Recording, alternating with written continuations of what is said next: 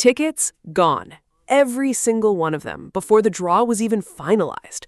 Boris Becker stood in the Foro Italico press room, stared at the sold-out board, and said absolutely nothing for 5 full seconds.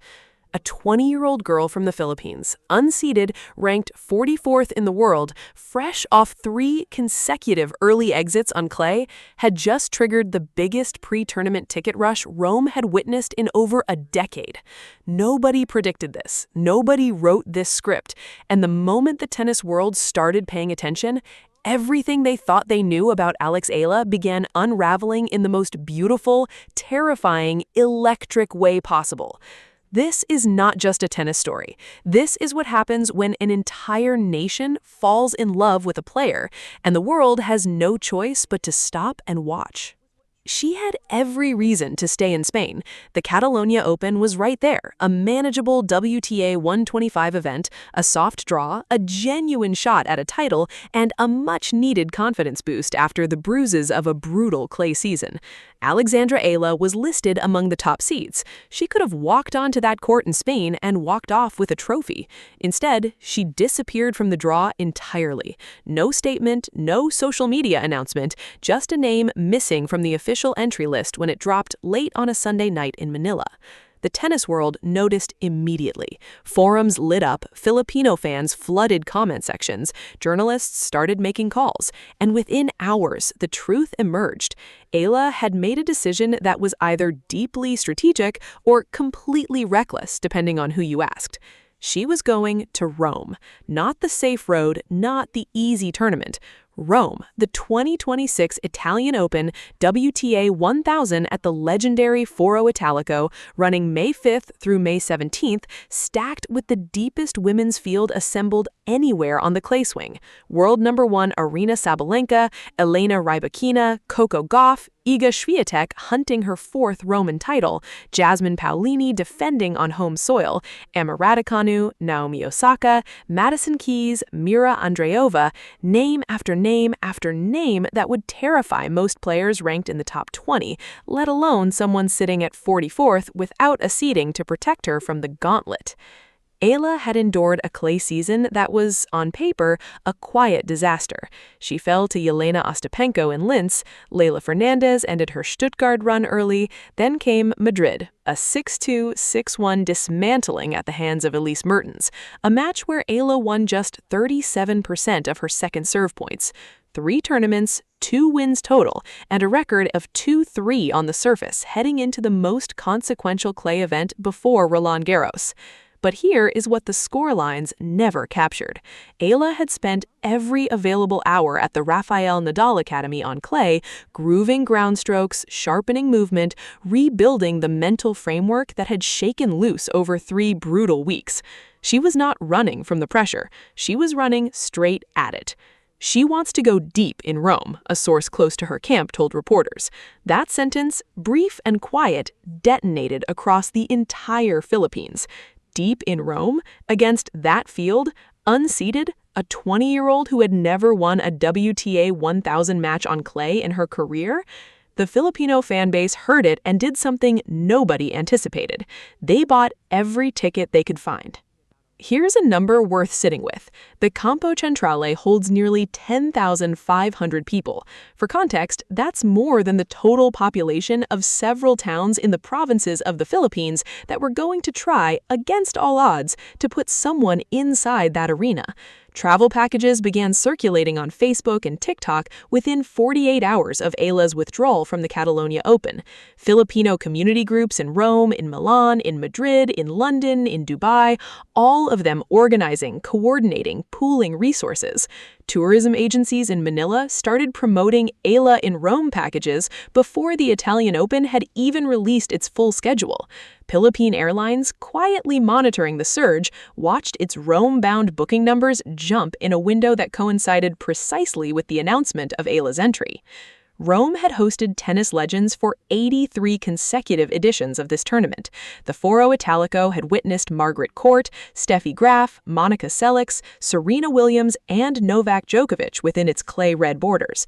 It had watched Jasmine Paolini reduce an entire Italian crowd to delirious, sobbing celebration just 1 year prior. But it had never seen anything quite like this.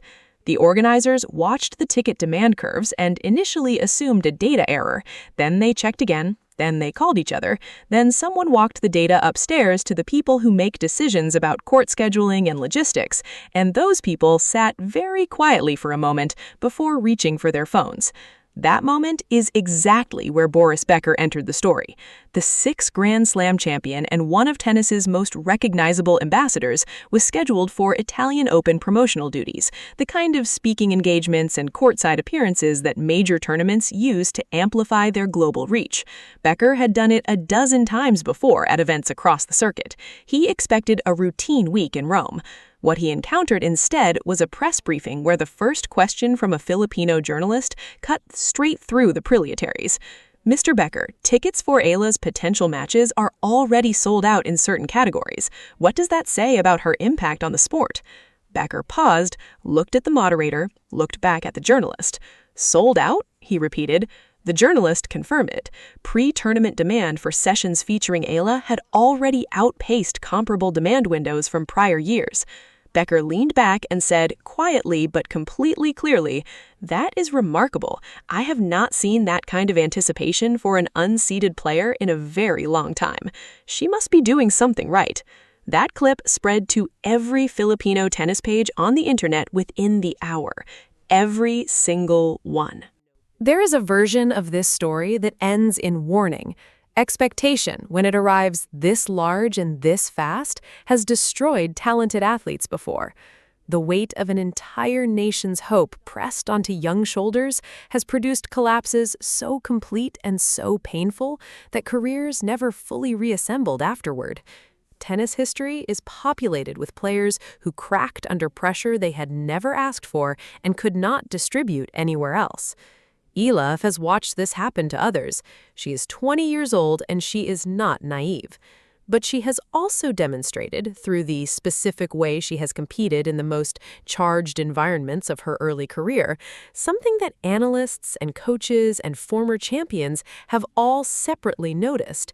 She does not shrink. She does not retreat into mechanical, error avoidance tennis when crowds get loud and moments get heavy. She expands. Her game opens up. The serve gets bigger. The forehand gets sharper. The movement, which is already among the most elegant on the WTA Tour, somehow becomes cleaner under pressure rather than more erratic. That is not a common quality. That is the difference between a player who reaches the top 50 and a player who reaches somewhere else entirely. The clay season losses hurt, of course they did, but context matters enormously in tennis, and the context around those losses, Ostapenko's unpredictable flat ball on clay is difficult for everyone. Fernandez is a clay specialist who has beaten players ranked far above her throughout 2026. Mertens is a veteran whose steadiness dismantles young players routinely, suggested a developing player encountering real obstacles rather than a player deteriorating. The week at the Nadal Academy between Madrid and Rome mattered. The decision to skip Catalonia and preserve energy for a tournament where ranking points are genuinely available, that decision reflected mature strategic thinking rather than the impulsive choices of a young player chasing easy confidence. She was not running scared, she was preparing. And Rome, the Foro Italico, the clay that has crowned champions across 83 editions of this tournament, it has witnessed everything the sport can produce. Beauty and brutality and heartbreak and triumph, stretching back across generations of players whose names still echo through tennis conversations decades after their last matches. Alex Eala arrived in Rome with no seeding, a 2-3 clay record, and a fan base that had purchased every available ticket before the draw was finalized. History does not always announce itself ahead of time. Sometimes it just quietly sells out. And now the question that will follow every Eala match, through Rome, through Roland Garros, through the rest of this season, and every season that comes after it. Is this the beginning of a dynasty, or the beginning of something even bigger than that? Leave your answer below, because this conversation is only just beginning. Rome did not expect Alex Eala.